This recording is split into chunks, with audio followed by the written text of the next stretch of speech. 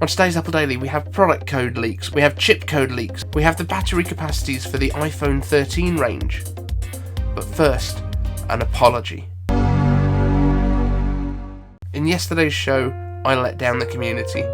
There's no excuse for what happened, and I'm trying to take a lot of learnings away from what did happen, cause certain members of our loyal fanbase to call me Barney, Avatar, and I think it's important at times like this to reflect on exactly where things went wrong and what happened.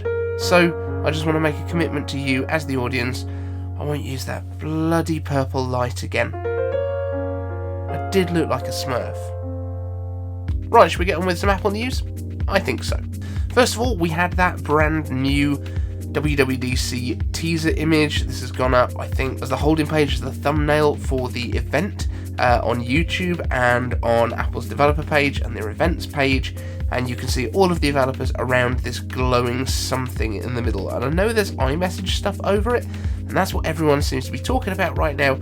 But my thoughts on this is, it goes along with Glow and Behold, which is what we were told. That was the original kind of name for the event. That was the first thing that we were told about it. I think it would be a hint that we're getting our glowing Apple logos back on the back of our MacBooks. Probably on the back. What if they put it somewhere else? I don't know where they would go, but I think we might well be getting a glowing Apple logo back. Let me know down in the comments what you think this all means. And we're going to move on to the next part of our show, which is Jioriku, who is McGuire Wood on Twitter, and he has some potential leaks for us. So we have potential CPU IDs and product IDs for the iPad 9th generation, which we were talking about yesterday, and the iPad Mini 6. Those get the product designations of J310 and J311. Now we're going to break these down as we go through. So if they're getting such similar product IDs, I have a pretty strong feeling that they're going to realign the Mac Mini as a smaller version of the base iPad. So I think we could see the base iPad and the iPad Mini both getting A13 chips this year, which makes sense if they're moving it away from the iPad Air. It explains why they didn't update that to A14 last year. But if the iPad Mini, as it began out, is a cheaper option versus the original iPad, that makes a lot of sense. I've got a feeling the iPad Mini started at $399 when the main iPad was at $499. Could be wrong about those prices, but let me know if I am down in the comments. Then we've also got MacBook Pro 14-inch with J314s and J314c, and MacBook Pro 16-inch with J316s and J316c. So these are the product codes for that one. And interestingly, we've got two different product codes here. So we've got a couple of options. The first one that a lot of people were talking about is this going to be the version that's got the 16-core GPU and the 32-core GPU? But there's also a line of thinking that the 14-inch will get the 16-core and the larger one will get the 32-core, but that's unconfirmed. So what is the other option? What if C is for cellular? As Apple have completely redesigned these MacBook Pros, it would not be difficult for them to put in cellular antennas. Maybe that's another reason that the back of the Apple logo is going to be more kind of radio transparent, as well as to light itself. But maybe that's because they're going to put the cellular antennas behind the Apple logo. Just a thought. I don't know if that's the case or not. But then we've also got the Mac Mini with J374s and J374c. Now, I would be surprised if Apple was to put a cellular option into a Mac Mini, so that's the only thing that kind of pushes me away from maybe it's not cellular. I think it is probably more likely to be for the two different GPU options. That's my probable guess, but cellular would be pretty cool too. Then we also have iPhone 13 series codes as D64 and D65. I think these are relating to the 6.1 and the 6.7 inch displays, because Jioriku mentions in brackets no mini here. Now, I don't know if that's to say that there isn't going to be a mini or that they just don't have a code that they think applies to it.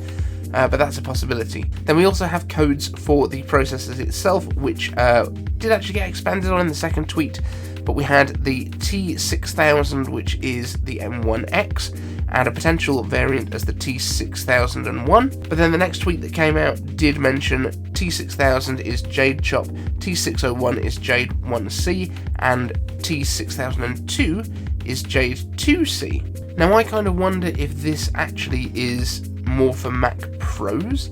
I know we haven't got any particular indication of that, but Jade Chop being the M1X, Jade 1C being the dual M1X version, and Jade 2C being the quad M1X version that we were talking about, which would be your 20 cores and then your 40 core version, because the M1X is going to be 2 efficiency cores with 8 performance cores, and then we've been told that the lower end Mac Pro will have 4 efficiency and 16 performance cores, which lines up perfectly with 2 M1Xs, and 8 efficiency and 32 performance cores for the balls to the wall really super high end version, which lines up with exactly the same number of cores that you would get in 4 M1X chips. And it makes a lot of sense to me that they would chuck a bunch of these in together, because then you've got to develop less chips in total.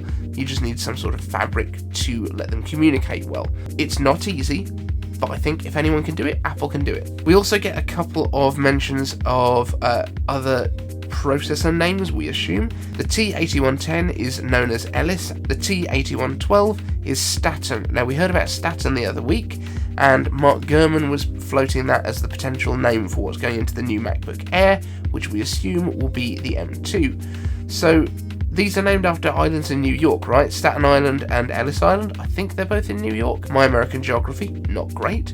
Not something that normally comes up in this, apart from when we're trying to work out Mac OS names. I kind of wonder if the one in between, the T8111, is maybe the M1, and maybe Ellis is actually like an A14 or an A15, and there's a possibility that they're going to put that into a low-end MacBook, so you get 2 performance cores, 4 efficiency cores, but it's the perfect thing at a very low price if you want something for typing, surfing the internet, doing some email on.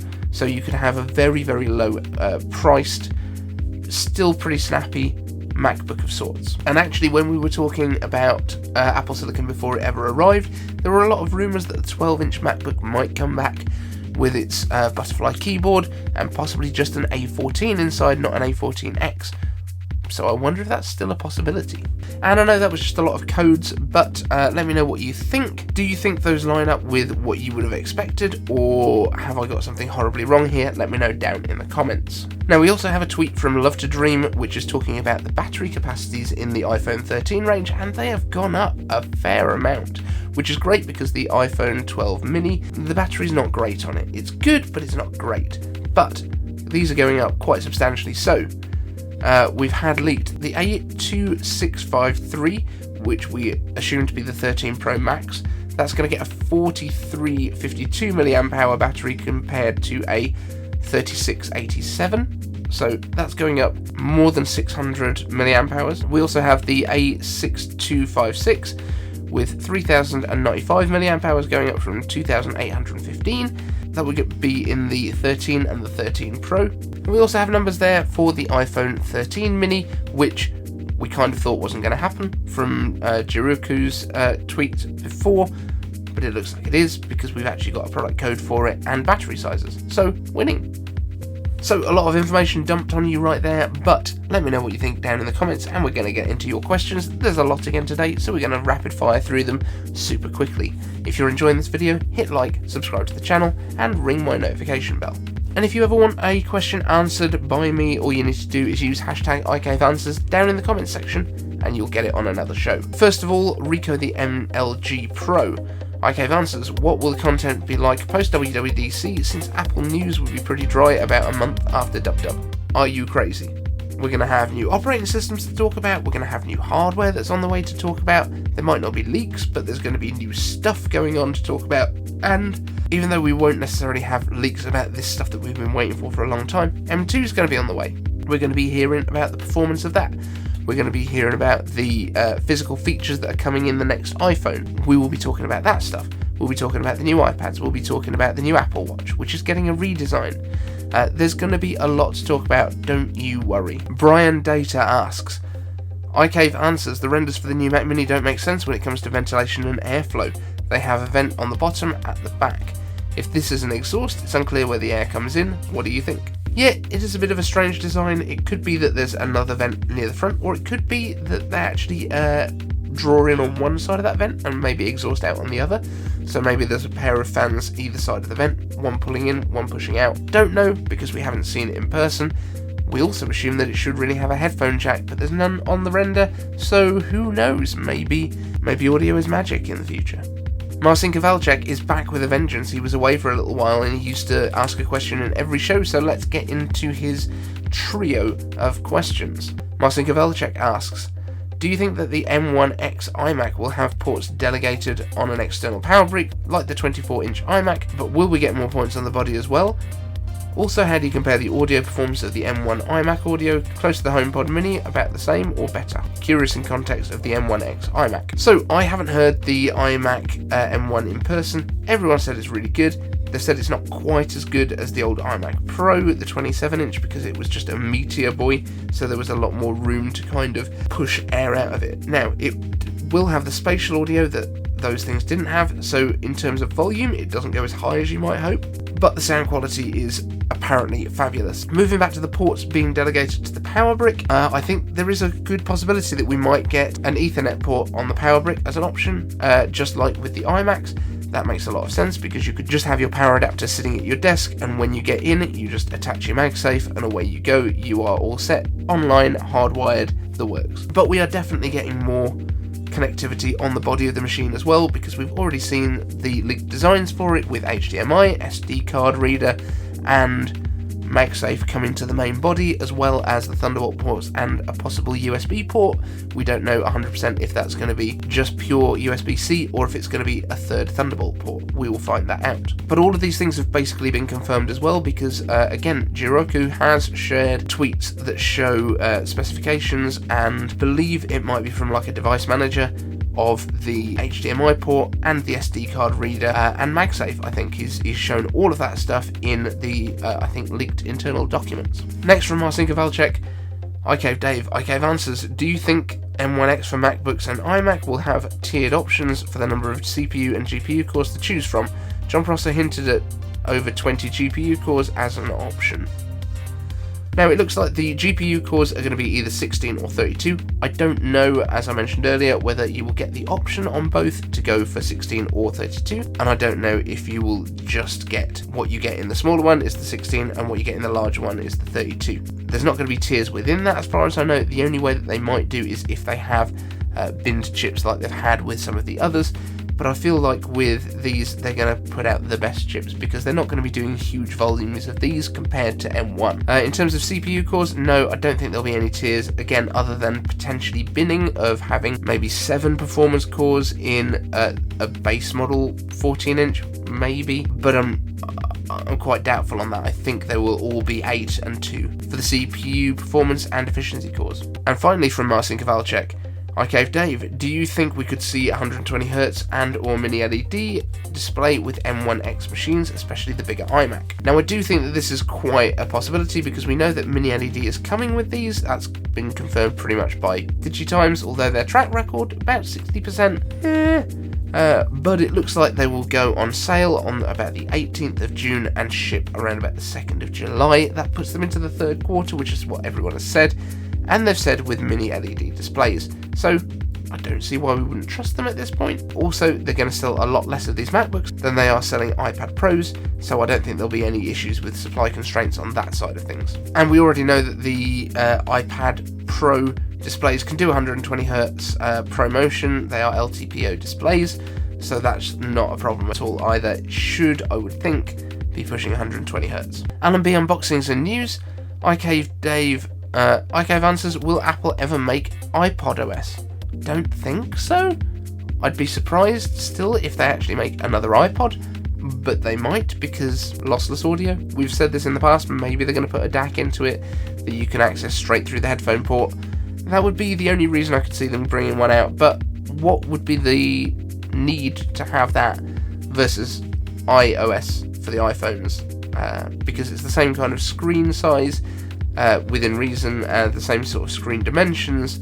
I don't see why they would need to do anything other than maybe adjust the different apps that they put onto it, but that's not really a whole operating system. Sebastian Maltz, IKEV answers, what is life? Life is getting up super early to edit this video. Unknown player, are we going to see a cheaper Pro Display XDR at WWDC? I don't think we're going to see a cheaper Pro Display XDR, but I think we are going to see a cheaper consumer style display. I'm hoping it'll be at WWDC, it'll be at whatever event the new iMac comes out at. I'm still 50-50 on whether we'll get the iMac at this event or not, because there's been very few leaks sort of to push towards that, but we might.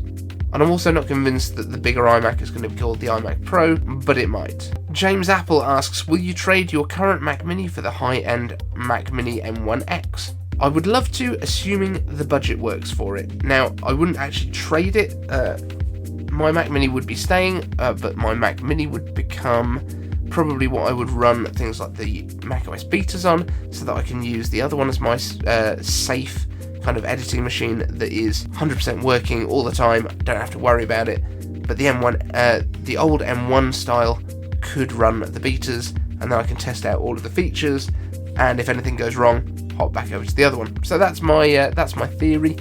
Depends on pricing and how much money I have at the time. So thanks everyone for watching. I'm planning to do a special edition Dub t-shirt drop that we will probably drop on the show on Monday morning, or Monday at 12 UTC. That will go on sale then. It will only be available for the week of WWDC, and then it will go away forever. So if you want one of those, it will be a commemorative kind of edition for the people that were watching the show when Dub happened. So look out for that one next week. And if you've got any suggestions for what you think it should look like, let me know down in the comments. Thanks so much for watching, and don't forget to capacitively touch the like button on your way out, and hit subscribe. Thank you so much for watching.